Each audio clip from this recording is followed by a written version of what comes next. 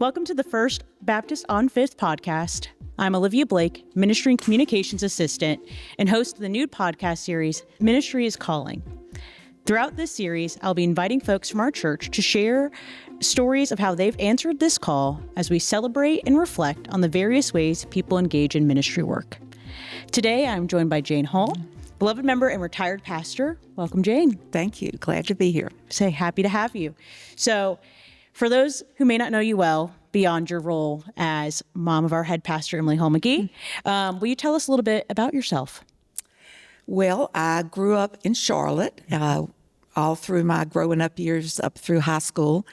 I went to Furman University for my undergrad, and then later in life, I went to Southern Seminary, got a Master of Church Music. Music was my thing for a long time. And then later in life, I went to McAfee School of Theology and got an MDiv. And so it changes a little bit what I did, but they were all wonderful experiences. Absolutely. Yeah. So will you touch on or just kind of give a highlight? I know you've had many different roles, within each capacity or each chapter of, your education, but will you highlight just a couple of those roles you've played within ministry? Sure. So I've worked a lot with children and youth, specifically in music and spiritual formation with them. I did that for many, many years. And then later, I got this call to become a pastor, and I changed a little bit, but still worked with children and youth. Yeah. That's wonderful. Yeah. Awesome. So many people talk about ministry as a calling or a vocation rather than strictly as a job or a career. And I'm curious, how does that resonate with you, obviously in your various roles within ministry work? Does that sit well, not? It really does. Yeah. And I'll tell you a little story.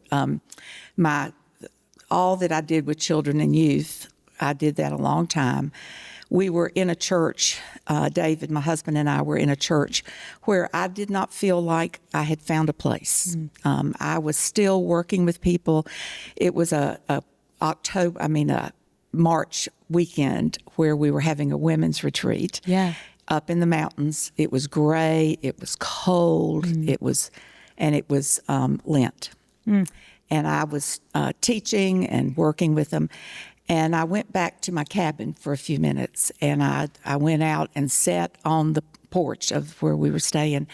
And I like to say it was not audible, but it was God. Yeah. And he said, go be a pastor.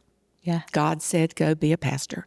I've never, until that moment, I hadn't thought about that because I didn't think it was possible. Yeah. But from that moment, it kind of changed my course of what I was going to do. Absolutely. So I've heard the word of God. Yeah. Yeah. Which that's, a wonderful story because oftentimes it isn't as a tangible aha. Yeah. But having that to go back to in that emotional wave. Yeah. You know what I mean? The intensity of it, highlights just how important Absolutely. that it's an alarm bell going off between you and God of going, hey, you need to be listening to this. Yes, that's right. That is wonderful. Right. So I'm curious, that kind of answers that question for the call for, ministry returning back for that Master's of Divinity. But what about the calling to originally go to seminary for that Master's of Music? It's a great question. Yeah. And the answer is, I don't know. Okay. I was a elementary school music teacher. And I loved doing it, but something told me that I needed to go to seminary. Yeah.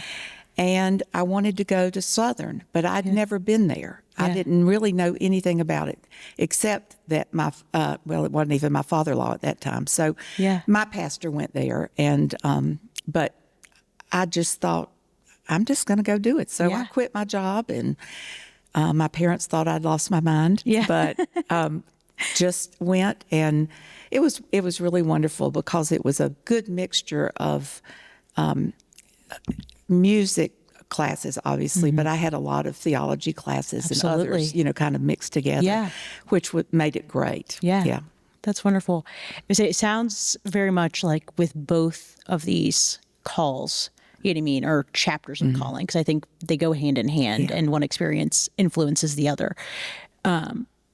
You felt very strongly in it, even if other people were like, what's going on here?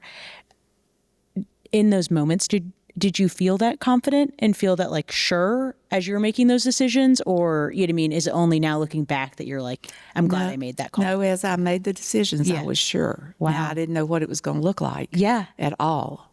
But the decision was very clear to Absolutely. me. Yeah. That's wonderful. I tell people I heard the voice of God, not really, but I did just as sure, not audible, but Absolutely. I heard it when I was out on that porch. Yeah. So, that is wonderful. Yeah.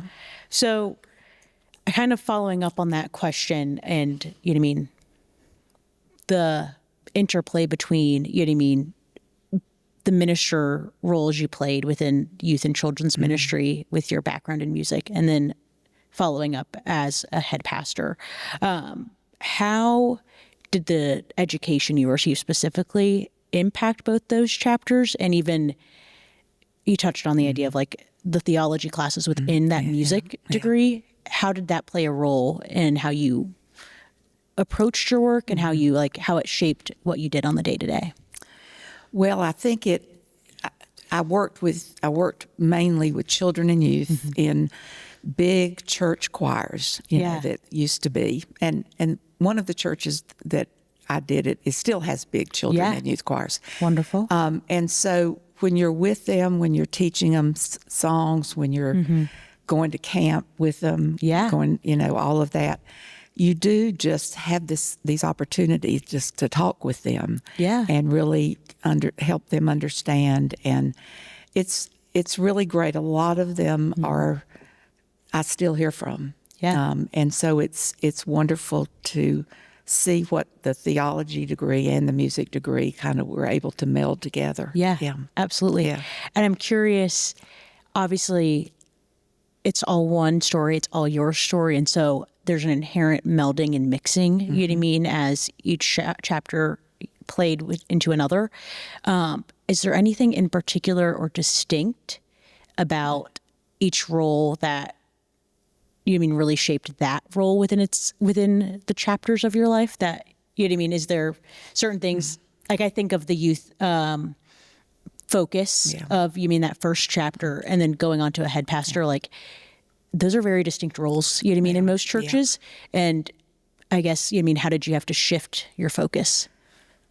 Well, so, my husband David was a pastor, and I had made the decision when we first got married that I wanted to be a minister, not a pastor at that point, that I wanted to be a minister, but I didn't want to do it in a church not in the church he pastored. In other words, I wanted to be in the church he pastored. I wanted to raise my children in the same church so they weren't split up. Well, that was wonderful, but it was also very hard because we don't hire the preacher's wife.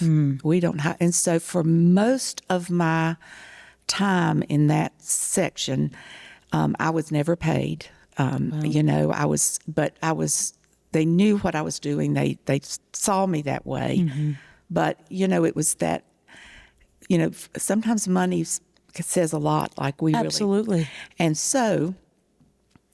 It wasn't until much later that a church finally said, we need to be paying you. And so but what has stuck with me is that even as hard as it was when I was not receiving anything, I still felt God calling me to do it. Absolutely. And so I just stayed with it. Yeah. And it was well worth it. Yeah. It really was. Had to find that validation through other ways, but also highlighting the importance that, as much as you can find that internal and it confirms for you that you're on the right path and calling, that external is such a big factor for the outside world to see this work is valuable and important, that it's hard to hold both at once and being like, I deserved this or it's important for the next generation versus, I'm still going to do it anyways, even if you don't recognize it because it's important.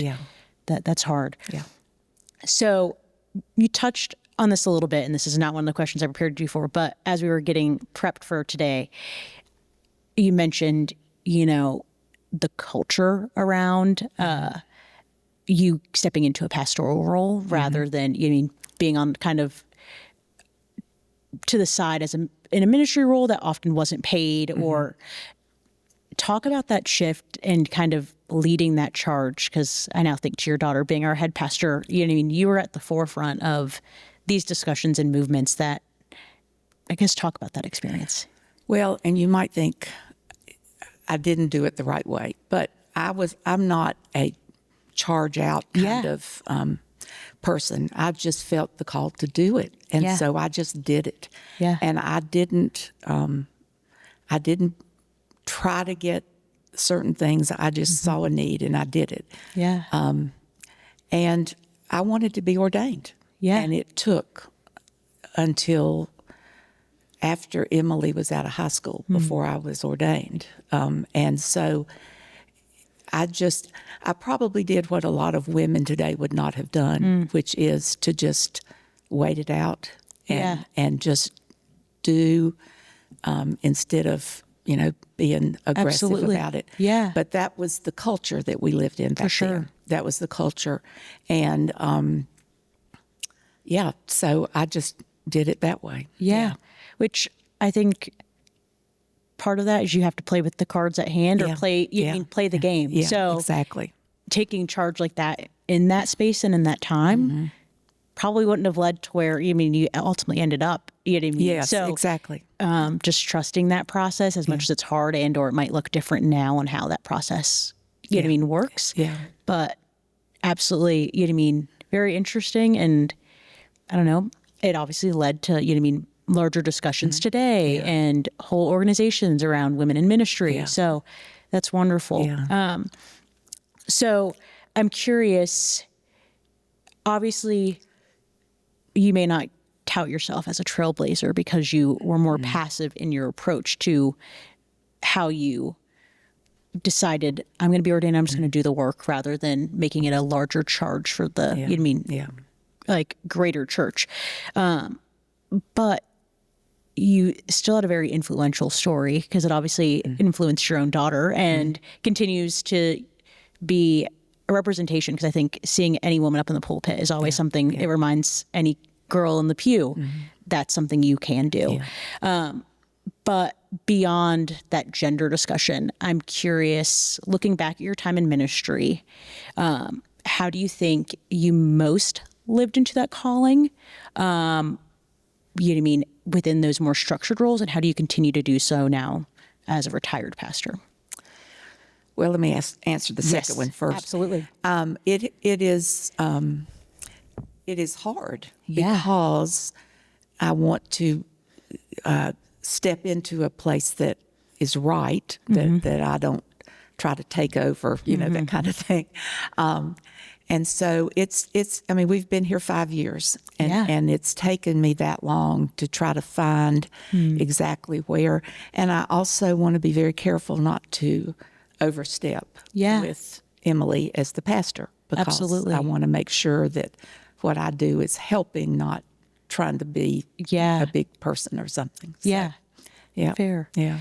I would say because it's hard, you know what I mean, versus if you were just a retired pastor in a different church. Yes, exactly. You mean there's a different role you can play versus the family dynamics that come into play. Right. That is very interesting. So I feel like that answers the how do you continue to do so? How do you think, or let me word this in a different way. Oftentimes, what's on the resume or what other people have heard or view your story as may not be what was most influential for you. So I'm curious, what was that influential piece of you're this is how I've really answered that calling? Because it may not be, the trailblazing side that I view and am in awe of. That, what was that for you? So you're talking about the pastoring part, right? Pastoring or the ministering, whatever, because both are answers to the call for ministry. Well, I really do think it's my husband, David, who, when I came home that day and, told him, I've said this, he said, well, go do it. And then he said, when you graduate and you are called to a church, I'm going to retire and go with you. And so he was pastor of a really big church. Really big church. And he did that. the day I was called, he sent That's letters wonderful. out. So Yeah. I couldn't have done it without that. Yeah. So that's really what made the difference, I think. For sure. For pastoring. Yeah. For pastoring. So I'll tell you one quick funny story. Yes. So we, this church that called me, we went over for for them to talk to me and learn about me and all that stuff. Yeah. He said, well, I'm going to go with you. I said, okay. So he went with me, and he just sat in the corner and didn't say a word the whole time. Yeah. And if you know him, he definitely talks all the time. So, it was just really weird to be on a different thing. So, Yeah. And once again, another question.